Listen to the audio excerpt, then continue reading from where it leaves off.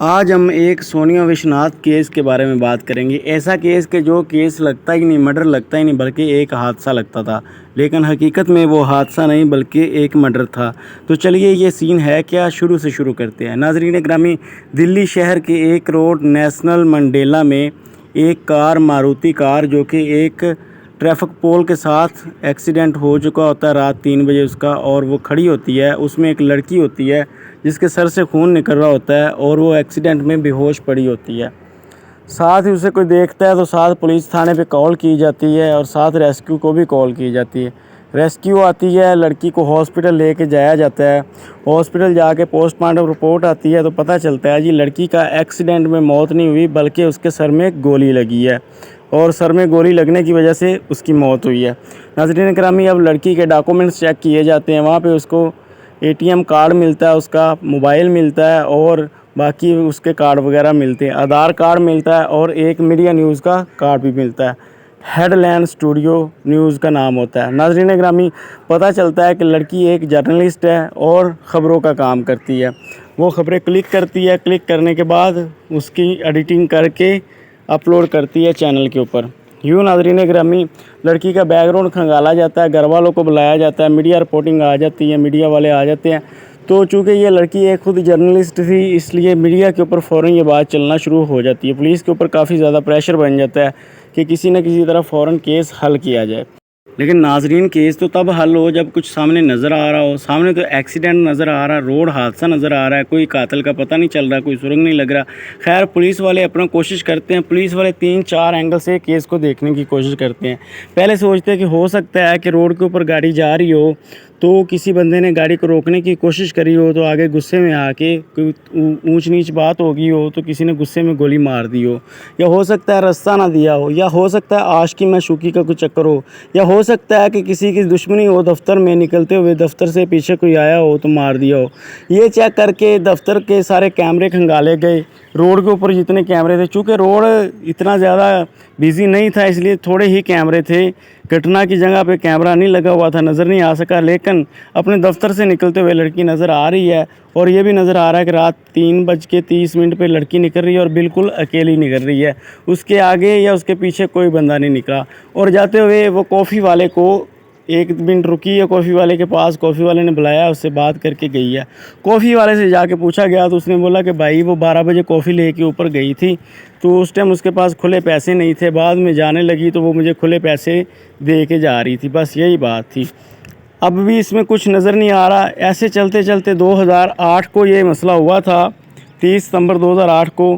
اب 18 مارچ 2009 آ گیا، لیکن لڑکی کا کیس وہی کا وہی ہے، اس میں کچھ بھی نظر نہیں آ رہا، کچھ بھی پتہ نہیں چل رہا کہ آخر وہ لڑکی کو کس نے قتل کیا، کس نے گولی ماری اور کیوں گولی ماری۔ ایسے ہی کرتے کرتے ناظرین گرامی ایک اور لڑکی غائب ہو جاتی ہے، جس کا نام ہوتا ہے جشنا گھوش۔ ناظرین گرامی، بہار کی لڑکی یہ رہنے والی ہوتی ہے، اور یہ لڑکی بھی غائب ہو جاتی ہے۔ اب غائب کیسے ہوتی؟ یہ بھی میڈیا نیوز سے کام کرتی ہے۔ رات کو چینل والے اپنی گاڑی کے اوپر ان کے گیٹ کے آگے اس کو اتار کے جاتے ہیں۔ گیٹ کے آگے اترنے کے بعد یہ اپنا موبائل یوز کرتے ہوئے اپنے گھر کی طرف بڑھ رہی ہوتی ہے کہ گھر کے اندر نہیں چلی جاتی، غائب ہو جاتی ہے ایسے ہی۔ اب پولیس والے اس کو بھی ڈھونڈنا شروع کر دیتے ہیں۔ اب ڈھونڈ رہے ہوتے ہیں کہ 2 دن بعد پولیس کو کسی کی کال آتی ہے کہ فلاں گندے نالے کے پاس ایک ڈیڈ باڈی پڑی ہوئی ہے۔ پولیس والے جب جا کے دیکھتے ہیں تو پتہ چلتا ہے جی یہ تو وشناتھ گھوش کی لاش ہے، جو کہ ابھی 2 دن پہلے غائب ہوئی ہے لڑکی۔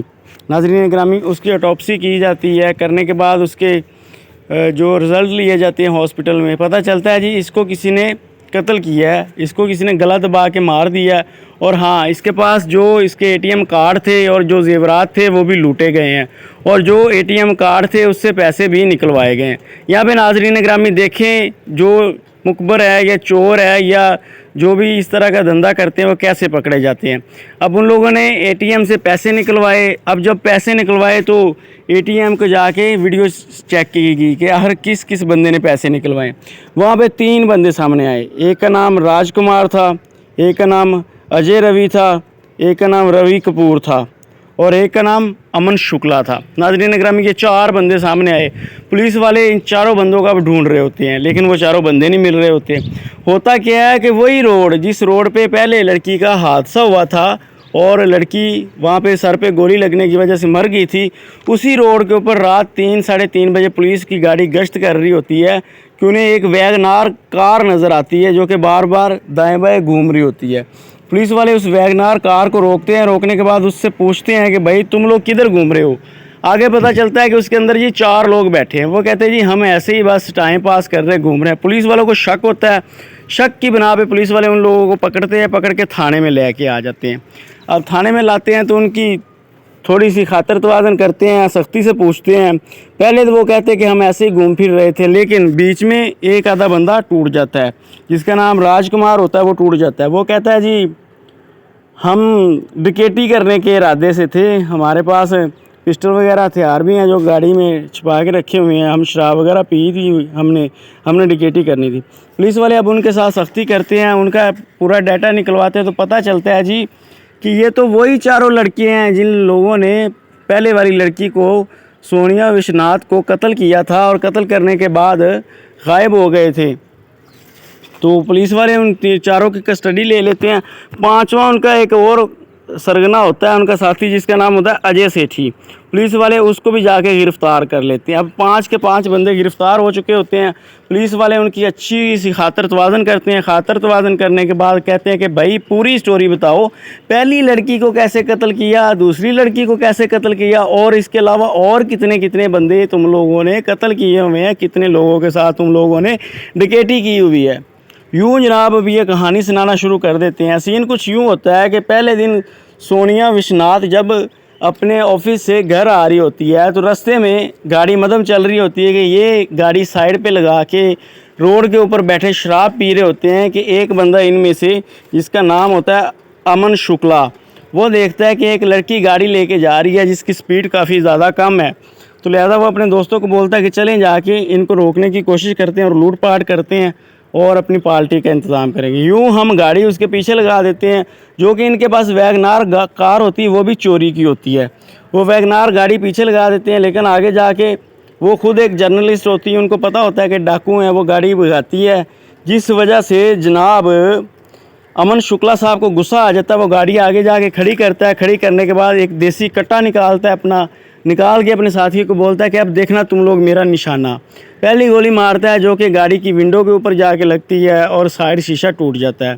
اب دوسری گولی مارتا ہے جو کہ لڑکی کے سر کے اوپر لگتی ہے، گاڑی جا کے سر پہ گولی لگنے کی وجہ سے حادثہ ہوتا ہے، پول کے ساتھ ٹچ ہوتی ہے، ٹچ ہو کے گاڑی کھڑی ہو جاتی ہے، اتنی زیادہ ٹچ ہوتی ہے کہ ریم وغیرہ بھی اس کا ٹیڑھا ہو جاتا ہے۔